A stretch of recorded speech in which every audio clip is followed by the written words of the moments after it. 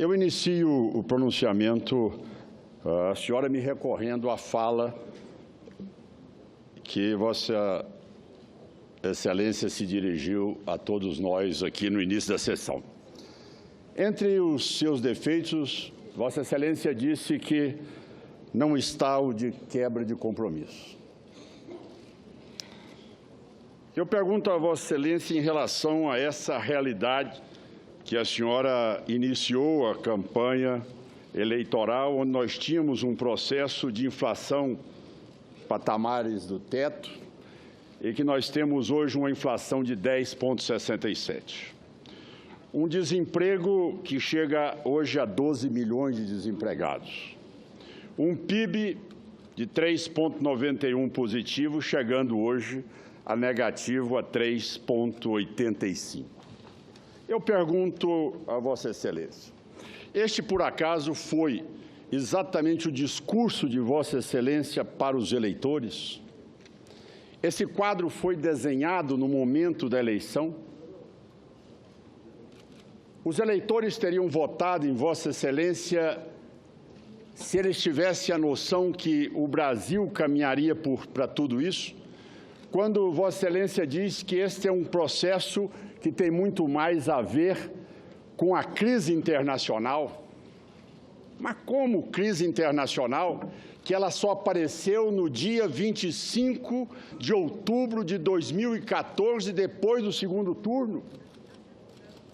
Não havia nenhuma previsibilidade, o governo não tinha informação alguma, todo o mercado já sabia. O candidato colocava aquilo a todo momento nos debates. Eu pergunto a Vossa Excelência, neste momento, se trata como sendo uma ação indevida o processo de impeachment, não seria um estelionato eleitoral se dirigir aos eleitores com aquilo que não poderia cumprir?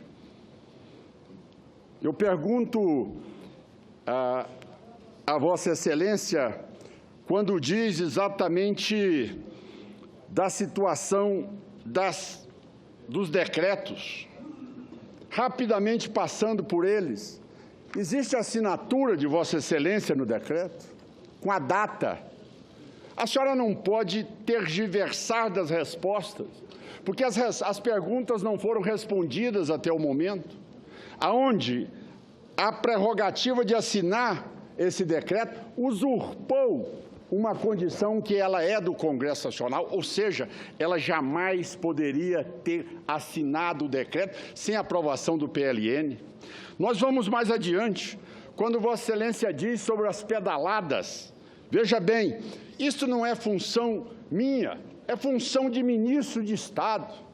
Eu pergunto a Vossa Excelência, que me recorro a um ex-ministro, ao ministro Jacques Wagner, que numa entrevista disse: quem banca a política econômica é a presidente da República. Quem vai bancar a política econômica e quem decide, ouvindo outras pessoas, o ministro é ela. Então, fica claro que a senhora sempre teve o comando da política econômica. Mas um outro ponto que é fundamental, e agora chegando na reta final, é dizer exatamente daquilo em que falam aqui, que, olha, este processo que nós estamos assistindo aqui é um processo que ocorreu das pedaladas, mas isso a presidente não tem noção. É importante o seguinte, que todos prestem atenção. Só o Banco do Brasil, FAT, BNDES e Caixa Econômica não foram pagos semestralmente. Todos os bancos privados foram pagos mensalmente. Todos os bancos privados foram pagos mensalmente. Todos esses bancos praticaram equalização da taxa de juros. Por que a preferência aos privados em detrimento ao público? Por que a preferência aos bancos privados em detrimento aos bancos oficiais?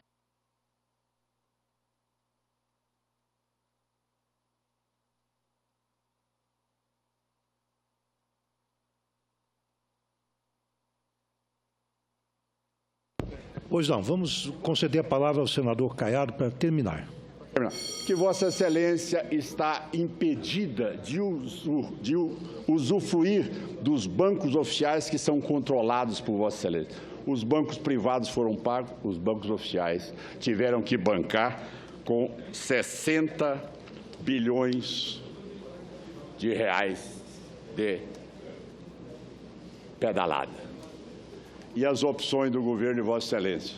Emprestar para estes países, aqui, governados por tiranetes, e penalizar programas sociais. Agradeço a Vossa Excelência, senador Caiado. Senhora Presidente, com a palavra. Senador Caiado, meus cumprimentos.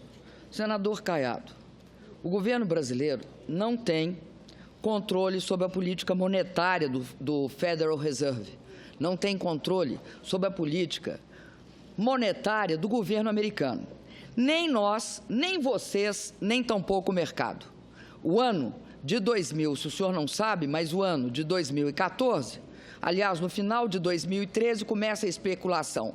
Mas quando é que sai quando é que os Estados Unidos param de expandir o crédito livremente, quase 65 bilhões de dólares por ano, por mês, às vezes 40, quando que ele vai parar? Porque o dia que ele parar, o que vai acontecer? O dia que ele parar, os juros americanos vão subir. O dia que os juros americanos vão subir, todas as moedas terão um impacto e sofrerão um grande impacto.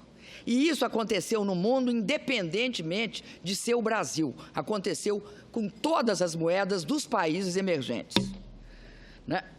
Além disso, senador, eu queria dizer que duas coisas têm de ser levadas em consideração. Eu não posso considerar que o Plano Safra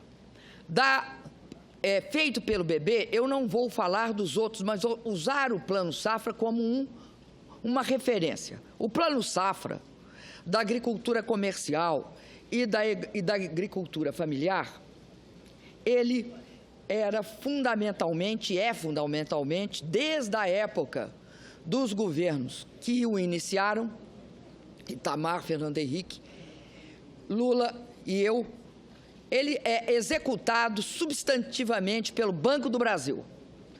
Como é que os bancos privados entram, senador? Eu escutei isso na última sessão e gostaria de discutir.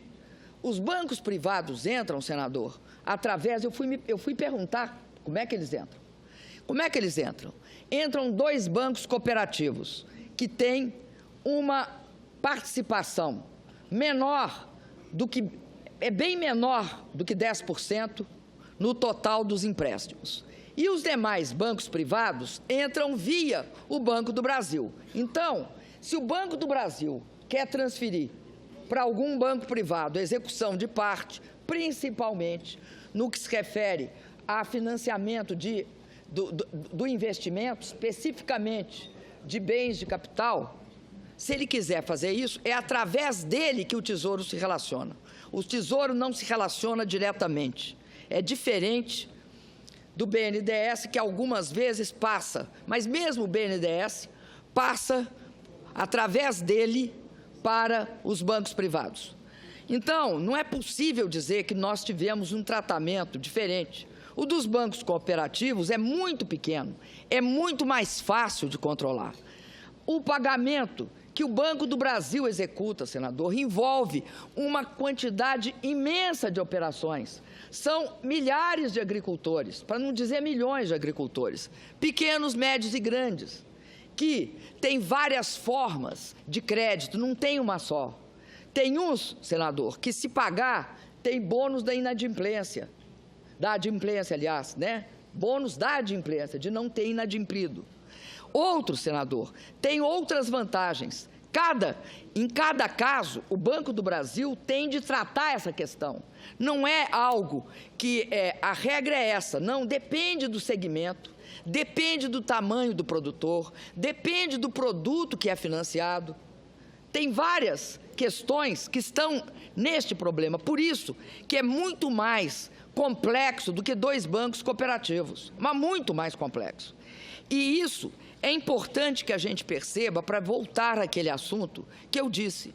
Eu acredito que o Plano Safra para a agricultura comercial e para a agricultura familiar é importante para o pequeno agricultor, que vai lá e tem acesso ao PRONAF, aliás, criado lá atrás.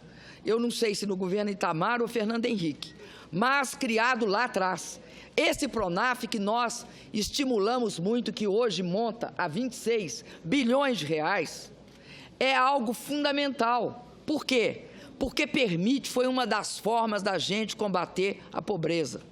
Daí a importância dele.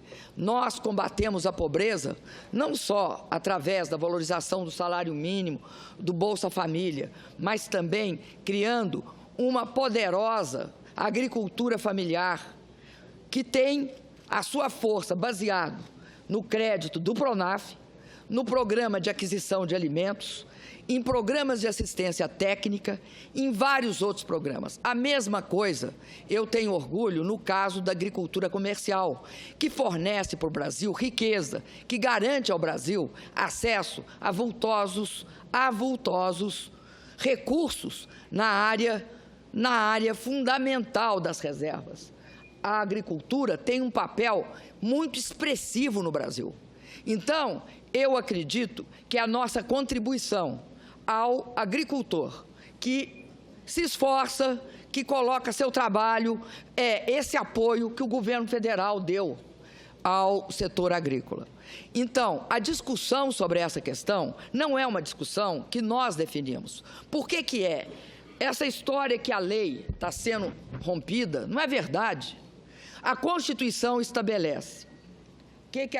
Eu vou ler a Constituição para ninguém dizer que eu não... Você quer me dar outra vez? O artigo. A Constituição, no seu artigo 67, diz, no inciso 5º, a abertura de crédito suplementar ou especial, sem prévia autorização legislativa e sem indicação dos recursos correspondentes, não pode ser feita. Está certo? É isso mesmo, a Constituição fala isso. Aí, quem é que deu a autorização legislativa? O Congresso. Não foi eu, não foi ninguém, foi o Congresso. Qual? A Lei Orçamentária de 2015, que estabeleceu no artigo 4º em que condições se podia abrir. O Executivo, é explícito, pode abrir créditos suplementares. Isso é uma coisa. E, portanto, a contabilidade... O decreto de contingenciamento estabelece o limite, impede que esses créditos virem despesa. É a importância da lei de responsabilidade fiscal, a grande conquista na execução orçamentária. Aí, nós chegamos à questão dos bancos. A questão dos bancos era disciplinada pelo Bacen. É algo que a lei permite que se faça, ou seja, a lei estabeleceu em 1992 que haveria subsídio à agricultura. Aliás, a agricultura era o único setor que o pessoal engolia que a gente fizesse subsídio. O único. Então, quando ela estabelece isso, ela cria as condições, regulamenta como é que vai ser isso. É a lei. Ninguém fez isso de cabeça própria. Aí, segunda questão, quem define a metodologia de cálculo e define como é que a gente registra? É o governo? Não. É o Banco Central. É o Banco Central da República. Então, senador, eu digo ao senhor, eu entendo a sua preocupação, eu entendo toda a fala do senhor. E queria finalizar dizendo o seguinte, senador. Veja o senhor, na minha campanha, senador, era criminoso, considerado um absurdo que o Brasil tivesse financiado o Porto de Mariel. Pois muito bem, o presidente Obama tem no registro do seu mandato um grande feito, restabelecer as relações comerciais com Cuba, acabar com todo o processo de isolamento de Cuba. Sabe por quê, senador? Porque essa é a melhor forma para ajudar a sociedade cubana. E o nosso Porto de Mariel, hoje, é disputado por todos aqueles que querem investir em Cuba, e não são só os americanos, é os americanos e os europeus. Não podemos supor e ter uma visão fundamentalista, né, ideológica, de uma questão fundamental que é ajudar o povo cubano. E nós sempre tivemos, senador, uma política externa. Começa lá no Lula, eu continuo ela, uma política externa de respeito aos diferentes países. Você não pede que eles tenham a mesma ideologia sua, mas você coloca uma política altiva, autônoma e, ao mesmo tempo, exigindo e dando certas contribuições que são aquelas necessárias para que esse país seja respeitado pelo que ele é.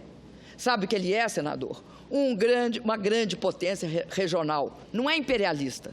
E não é imperialista porque respeita seus pares, porque nós respeitamos os africanos, nós respeitamos todos os países da América do Sul. Nós temos, senador, o apoio dos africanos, nós tivemos os apoios dos asiáticos. E é esse apoio, senador, que garantiu que o nosso país fosse capaz de eleger como presidente da OMC, a Organização Mundial do Comércio, um brasileiro, que foi capaz de eleger um presidente da FAO. Porque nós não temos uma posição disruptiva, conflitiva. Nós sempre buscamos intervir e garantir uma forma de resolução da crise, sem publicizar, senador, porque a gente respeita os países que estão neste continente e todos os países do mundo nós respeitamos. Muito obrigada, senador.